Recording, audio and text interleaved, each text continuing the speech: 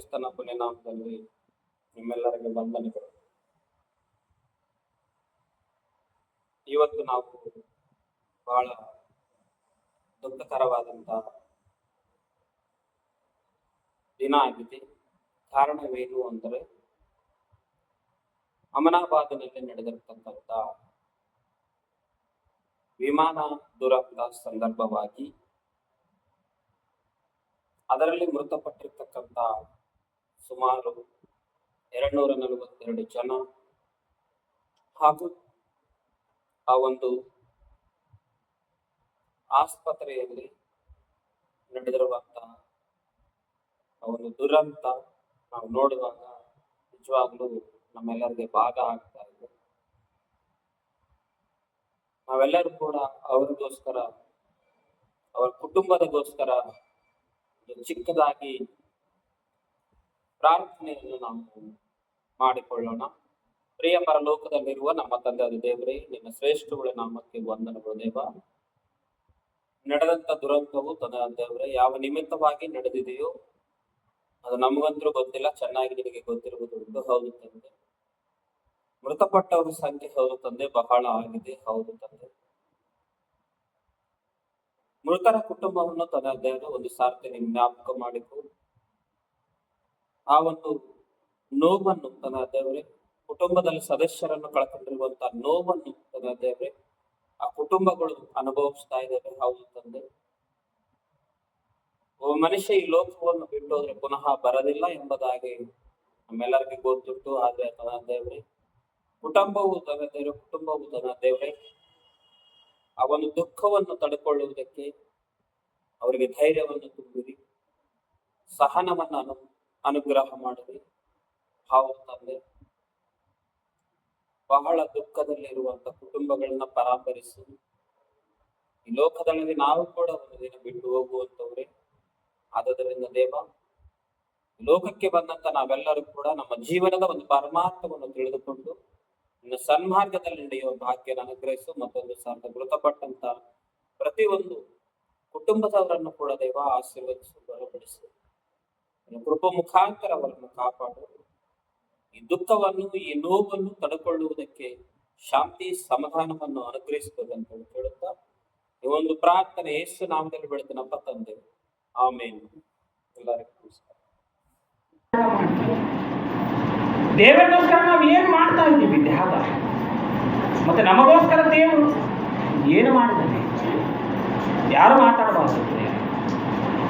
ನಾನು ಪ್ರಶ್ನೆ ಕೇಳಿದ ಮಾತ್ರ ನೀವು ಆನ್ಸರ್ ಹೇಳ್ಬೇಕು. ದೇವರಿಗೋಸ್ಕರ ನಾವು ಏನು ಮಾಡಿವಿ, ನಮಗೋಸ್ಕರ ದೇವರು ಏನು ಮಾಡೋಣ ಅಂತ ಪ್ರಶ್ನೆ ಕೇಳಿದ್ರೆ ಅನ್ಕೋರಿ, ಬೈಬಲ್ನಲ್ಲಿ ಕುಪ್ಪೆಗಟ್ಟಲೆ ಇದಾವ್ರಿ. ದೇವರು ನಿಮಗೋಸ್ಕರ, ನಮಗೋಸ್ಕರ ದೇವರು ಮಾಡಿರುವಂಥ ತ್ಯಾಗ ಕುಪ್ಪೆಗಟ್ಟಲೆ ಇದಾವ್ರಿ, ಕುಪ್ಪೆಗಟ್ಟಲೆ. ನಾವು ನಮ್ಮ ಜೀವಿತದಲ್ಲಿ ಒಂದು ದೇವರು ನಮಗೋಸ್ಕರ ಏನು ಮಾಡ್ಯಾನೋ ಕೆಲವು ವಚನಗಳನ್ನು ತೋರಿಸ್ತೀನಿ. ದೇವರು ನಮಗೋಸ್ಕರ ಏನು ಮಾಡ್ಯಾನ, ನಾವು ದೇವರಿಗೋಸ್ಕರ ಏನು ಮಾಡ್ತಾ ಇದ್ದೀವಿ, ಯೇಸು ಸ್ವಾಮಿ ನಮಗೋಸ್ಕರ ಏನು ಮಾಡ್ಯಾನ, ನಾವು ಯೇಸು ಸ್ವಾಮಿಗೋಸ್ಕರ ಏನು ಮಾಡ್ತಾ ಇದ್ದೀವಿ, ಭಕ್ತರು ದೇವರಿಗೋಸ್ಕರ ಏನು ಮಾಡ್ಯಾರ, ನಾವು ಕೂಡ ಭಕ್ತರಲ್ಲ, ನಾವು ಏನು ಮಾಡಿವಿ ಅಂದರೆ ಏನು ಮಾಡಿವಿ ಅಂತಂದ್ರೆ ಏನು ತ್ಯಾಗ ಮಾಡಿವಿ ಅನ್ನೋದು ಪ್ರಶ್ನೆ ರೀ. ನಾವು ದೇವರಿಗೋಸ್ಕರ ಏನು ಬಿಟ್ಟುಕೊಂಡಿವಿ,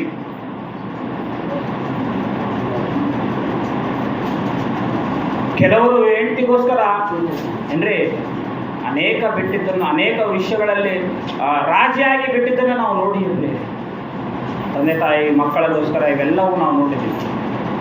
ಒಂದು ಸಾರ್ತೆ ಯೋಹಾನನು ಬರೆದ ಸುವಾರ್ತೆ 3ನೇ ಅಧ್ಯಾಯ 16ನೇ ವಚನವನ್ನು ನಾವು ನೋಡಿದಾಗ ನಮಗೋಸ್ಕರ ದೇವರು ಬಿಟ್ಟುಕೊಂಡಿರುವುದು ಏನು, ದೇವರು ನಮಗೋಸ್ಕರ ಏನು ಬಿಟ್ಟುಕೊಂಡಿದ್ದಾನೆ.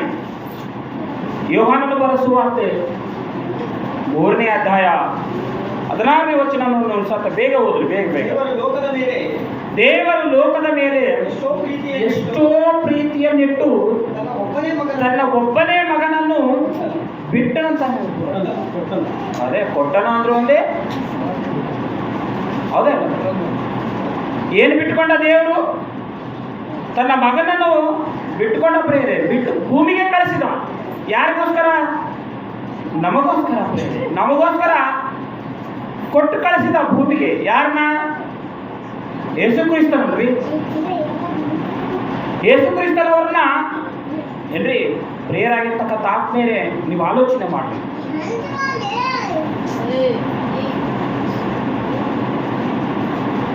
ನಿಮ್ಮ ಮಕ್ಕಳನ್ನ ನಿಮ್ಮ ಮಕ್ಕಳನ್ನ ಎಷ್ಟು ಪ್ರೀತಿಸ್ತೀರಿ ನೀವು ಅಂದ್ರೆ ಅದು ಹೇಳುವಾಗ ಅಷ್ಟು ಪ್ರೀತಿಸ್ತಾ ಇರ್ತೀರಿ. ಅವನು ಕೊಲೆ ಮಾಡಿದ್ರು ಪ್ರೀತಿಸ್ತೀರಿ, ಅವ್ನು ಕಳ್ಳತನ ಮಾಡಿದ್ರು ಪ್ರೀತಿಸ್ತೀರಿ. ಅವನು ತಂದೆ ತಾಯಿನ ಮಕ್ಕಳು ತಂದೆ ತಾಯಿನ ಹುಚ್ಚನಾಗಿ ಹೊಡೆದ್ರು ಮಕ್ಕಳ ತಂದೆ ತಾಯಿ ಏನ್ ಮಾಡ್ತಾರ್ರಿ? ಪ್ರೀತಿಸ್ತಾರ್ರಿ. ನಿಜ ಪ್ರೀತಿಸ್ತಾರ ಇಲ್ಲ ರೀ? ಇರ್ಲಿ ನನ್ನ ಮಗನೇ ನನ್ನ ಮಗನೇ ನನ್ನ ಮಗನೇ ನನ್ನ ಮಗಳು ನನ್ನ ಮಗ ನನ್ನ ಮಗಳು ನನ್ನ ಮಗ ನನ್ನ ಮಗಳು ನನ್ನ ಮಗ ನನ್ನ ಮಗಳು. ಅವನ್ನ ಬಿಟ್ಕೊಳಕ್ ಇಷ್ಟಪಡ್ತಾರ್ರಿ? ಅವನ್ನ ಬಿಟ್ಕೊಳಕ್ ಇಷ್ಟಪಡ್ತಾರ ಅವ್ರೇ? ಇಲ್ಲ ರೀ, ಬಿಟ್ಕೊಳಲ್ಲ ಅವ್ರನ್ನ. ಇಲ್ಲಿ ನೀವು ಆಲೋಚನೆ ಮಾಡ್ರಿ, ದೇವರು ನಮಗೋಸ್ಕರ ತನ್ನ ಒಬ್ಬನೇ ಮಗನನ್ನು ಯೇಸು ಕ್ರಿಸ್ತನವರನ್ನು ದೇವರು ಲೋಕದ ಮೇಲೆ ಎಷ್ಟೋ ಲೋಕ ಅಂದ್ರೆ ಪ್ರಪಂಚ ಅಲ್ಲ ರೀ, ಪ್ರಕೃತಿ ಅಲ್ಲ ಪ್ರೇರೆ. ಲೋಕ ಅಂದ್ರೆ ಯಾರ್ರಿ? ನಾವೇ ರೀ. ನಾವು ನೀವೆಲ್ಲರೂ ಪ್ರೇರೆ, ನಾವು ನೀವೆಲ್ಲರೂ ಲೋಕ ಅಂದ್ರೆ. ನಮಗೋಸ್ಕರ ದೇವರು ತನ್ನ ಮಗನನ್ನೇ ಕೊಟ್ಟು ನಮ್ಮ ತಿಳಿಸಿ ವಾಕ್ಯ ಬರೆಸಲ್ಪಟ್ಟಿದೆ. ದೇವರು ಲೋಕದ ಮೇಲೆ ಎಷ್ಟೋ ಪ್ರೀತಿಯನ್ನಿಟ್ಟು ತನ್ನ ಒಬ್ಬನೇ ಮಗನನ್ನು ಕೊಟ್ಟನು. ನೋಡ್ರಿ, ಅದೇ 1 ಯೋಹಾನ 4ನೇ ಅಧ್ಯಾಯ ಒಂದ್ಸರ್ತಿ ನೋಡಿ. ಆತ್ಮೀಯರೇ, ಬೇಸ್ ಅರ್ಥ ಮಾಡಿಕೊಳ್ಬೇಕು. ಯಾಕೆ ಅಂದ್ರೆ ಮತ್ತೆ ದೇವರು ನಮ್ಗೆ ಎಷ್ಟು ಅವಕಾಶ ಕೊಟ್ಟರಂತಂದ್ರೆ ಮತ್ತೆ 23ರಲ್ಲಿ ಮತ್ತೆ 355 ದಿನ 365 ದಿನ ಏನ್ರಿ? ಮತ್ತೆ 365 ದಿನ ಆಲೋಚನೆ ಮಾಡೋದ್ರಿ. ಮತ್ತೆ 52 ವಾರಗಳು ದೇವರು ನಿಮಗೆ ಕೊಟ್ಟನ ಅನುಗ್ರಹಿಸನ. 4ನೇ ಅಧ್ಯಾಯ 10ನೇ ವಚನ, 1 ಯೋಹಾನ 4ನೇ ಅಧ್ಯಾಯ 10ನೇ ವಚನ ಒಂದ್ಸರ್ತಿ ನೋಡ್ರಿ. ನಾವು ದೇವರನ್ನು ಪ್ರೀತಿಸಿದ್ರಲ್ಲೇ ಅಲ್ಲ, ನಾವು ದೇವರ ಪ್ರೀತಿಸಿದ್ರಲ್ಲೇ ಅಲ್ಲ. 1 ಯೋಹಾನ 4ನೇ ಅಧ್ಯಾಯ 10ನೇ ವಚನ, ನಾವು ದೇವರನ್ನು ಪ್ರೀತಿಸಿದ್ದರಲ್ಲಿಯೇ ಆತನು ನಮ್ಮನ್ನು ಪ್ರೀತಿಸಿ ನಮ್ಮ ಪಾಪ ನಿವಾರಣಾರ್ಥವಾಗಿ ಎಲ್ಲಿ ನಮ್ಮ ಪಾಪ ನಿವಾರಣಾರ್ಥವಾಗಿ ತನ್ನ ಮಗನನ್ನು ಕಳಿಸಿಕೊಟ್ಟದರಲ್ಲಿಯೇ ಪ್ರೀತಿ ನಿಜ ಗುಣವು ತೋರಿ ಬರುತ್ತದೆ. ಪ್ರೀತಿಗೆ ನಿಜ ಗುಣ, ಪ್ರೀತಿಗೆ ಒಂದು ಗುಣ ಇದೆ ರೀ. ಪ್ರೀತಿಗೆ ಒಂದು ನಿಜವಾದಂತ ಒಂದು ಗುಣ ಇದೆ. ಆ ಗುಣ ಎಲ್ಲಿ ಕಂಡು ಬರ್ತದೆ ಅಂತಂದ್ರೆ ನಮಗೆ ದೇವರು ತೋರಿಸಿದ ಪ್ರೀತಿಯಲ್ಲಿ ಕಂಡು ಬರ್ತದೆ. ಮನುಷ್ಯರು ತೋರಿಸುವ ಪ್ರೀತಿಯಲ್ಲಿ ನಿಜ ಗುಣ ಇರಂಗಿಲ್ಲ ರೀ, ಕಲ್ಮಶ ಇರ್ತದೆ ಅದರಲ್ಲಿ. ಮನುಷ್ಯರ ಮೇಲೆ ತೋರಿಸುವ ಗುಣದಲ್ಲಿ ಕಲ್ಮಶ ಇರ್ತದ, ಮಿಕ್ಸಿಂಗ್ ಇರ್ತದ. ಇದ್ದಾಗ ಒಂದು ರೀತಿ ಪ್ರೀತಿಸೋದು, ಇಲ್ಲದಾಗ ಒಂದು ರೀತಿ ಪ್ರೀತಿಸೋದು. ಮನುಷ್ಯ ಎದುರಿಗಿದ್ದಾಗ ಒಂದು ರೀತಿ ಪ್ರೀತಿಯಿಂದ ಮಾತಾಡೋದು, ಮನುಷ್ಯ ಹೋದ ಮೇಲೆ ಇನ್ನೊಂದು ರೀತಿಯಲ್ಲಿ ಹಾಡಿಕೊಳ್ಳುವುದು. ಮನುಷ್ಯನ ಪ್ರೀತಿಯಲ್ಲಿ ಒಂದು ಕಲ್ಮಶ ಇರ್ತದ. ಆದರೆ ದೇವರ ಪ್ರೀತಿಯಲ್ಲಿ ಒಂದು ನಿಜವಾದಂತ ಒಂದು ಗುಣ ಇದೆ. ಪ್ರೀತಿಗೆ ಒಂದು ಅರ್ಥ ಇದೆ. ಆ ಪ್ರೀತಿಯ ಗುಣ, ಪ್ರೀತಿಯ ಅರ್ಥ ಎಂತದ್ದು ಅಂತಂದ್ರೆ ಆತನನ್ನು ಕಳಿಸಿಕೊಟ್ಟು, ಯೇಸು ಕ್ರಿಸ್ತನನ್ನು ಕಳಿಸಿಕೊಟ್ಟನು ನಮ್ಮೆಲ್ಲರ ಪಾಪ ಪರಿಹಾರಕ್ಕಾಗಿ. ಅಂದ್ರೆ ದೇವರು ತ್ಯಾಗ ಮಾಡಿದ ಪ್ರೇರೆ, ದೇವರು ತ್ಯಾಗ ಮಾಡಿದ. ಮತ್ತೆ ನಾವೇನು ತ್ಯಾಗ ಮಾಡ್ತಾ ಇದ್ದೀವಿ ನೀವು ಆಲೋಚನೆ ಮಾಡಿ. ದೇವರು ಮಾಡಿದಂತ ತ್ಯಾಗದಲ್ಲಿ ಒಂದು ಪ್ರೀತಿ, ಒಂದು ವಾತ್ಸಲ್ಯ, ಒಂದು ಒಳ್ಳೆ ಗುಣ ನಮಗೆ ಕಂಡು ಬರ್ತಾ ಇದೆ. ಮತ್ತೆ ಯೇಸು ಕ್ರಿಸ್ತನವರು ಮಾಡಿದಂತ ತ್ಯಾಗದಲ್ಲಿ ಕೂಡ ನಾವು ನೋಡಿದಾಗ, ಆತನು ಕೂಡ ಫಿಲಿಪ್ಪಿದವರಿಗೆ ಬರೆದ ಪತ್ರಿಕೆಯನ್ನು ನಾವು ನೋಡಿದಾಗ, ಆತ್ಮೀಯರೇ, ಫಿಲಿಪ್ಪಿದವರಿಗೆ ಬರೆದ ಪತ್ರಿಕೆ 2ನೇ ಅಧ್ಯಾಯ 6ನೇ ವಚನವನ್ನು ನಾವು ನೋಡುವಾಗ